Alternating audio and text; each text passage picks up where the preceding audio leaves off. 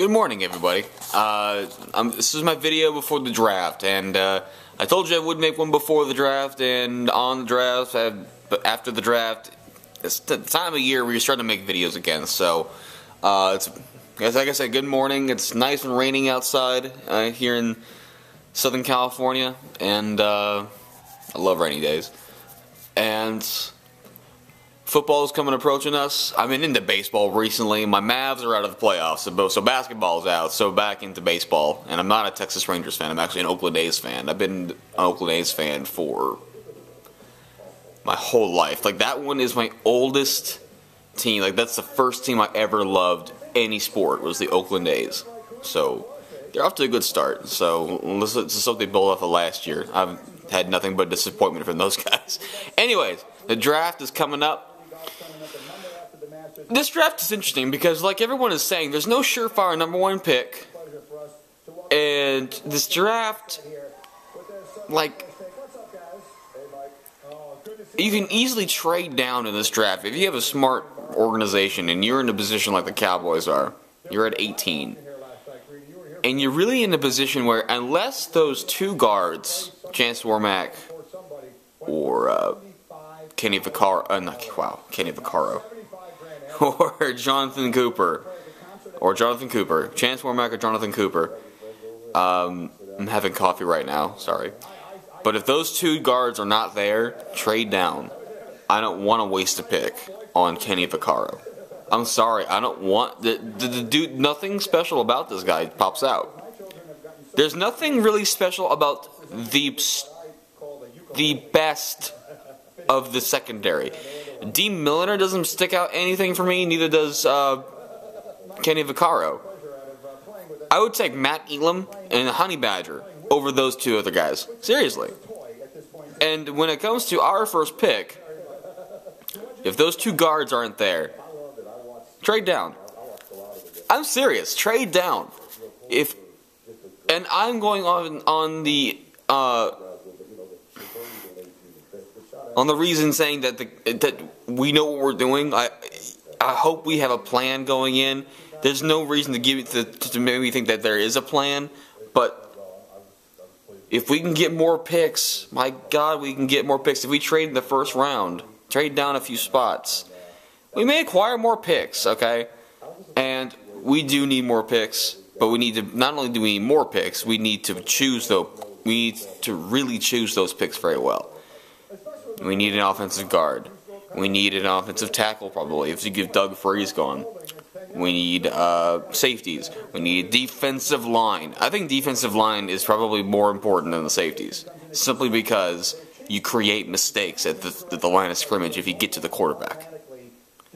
Get to the quarterback, you'll create mistakes. Did we not see Brandon Whedon just standing there in the pocket, just waiting to see when his guy gets open?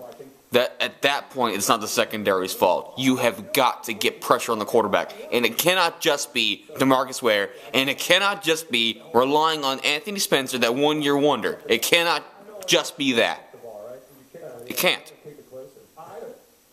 You have got to beef up that defensive line.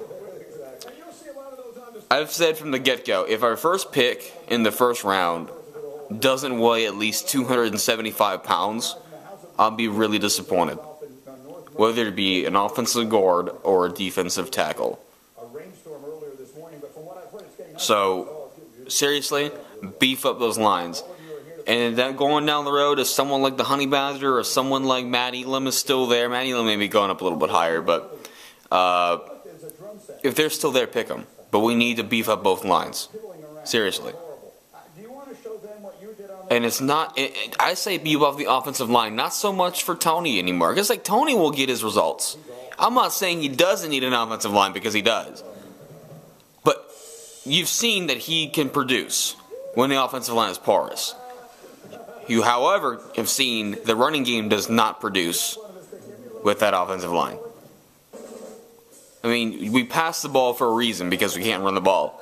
Well, we need an offensive line to shore up that run game. DeMarco Murray is going to kill himself before this offensive line is fixed. So yeah, that's more important than any running back. We may draft a running back this year. I think that would be just a lost cause pick if we don't, again, shore up that offensive line. So, anyways, this is a very important draft because we got some good talent on here. We got a quarterback that got paid way too much money. I love Tony, but he did. We got a fucking star at Des Bryant. We have a very solid number 2 in Miles Austin. We got the Hall of Fame tight end. We got a solid number 3 guy, Dwayne Harris. I've seen. We have talent on this offense. You know, we do. I've seen lesser offenses win a Super Bowl. We've seen lesser offenses win a Super Bowl. I'm not saying we're going to win the Super Bowl this year, but we're kind of running out of excuses now. Now, I think right now it's all about execution and drive. Do you want it? Does this team want it? So, hey, well, that'll determine this year.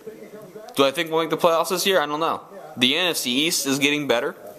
Washington Redskins, I mean, they're the defending champs of the NFC East, even though I think the Giants might take it. The Cowboys have given me no reason to think they'll win the NFC East. I mean, 2 years in a row, win in, you're in, and they don't make it. The Eagles are going to be a kind of a interesting team with Chip Kelly as the as the head coach. I just woke up. I'm so sorry. I have my second cup of coffee.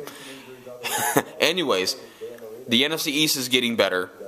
So are we getting better?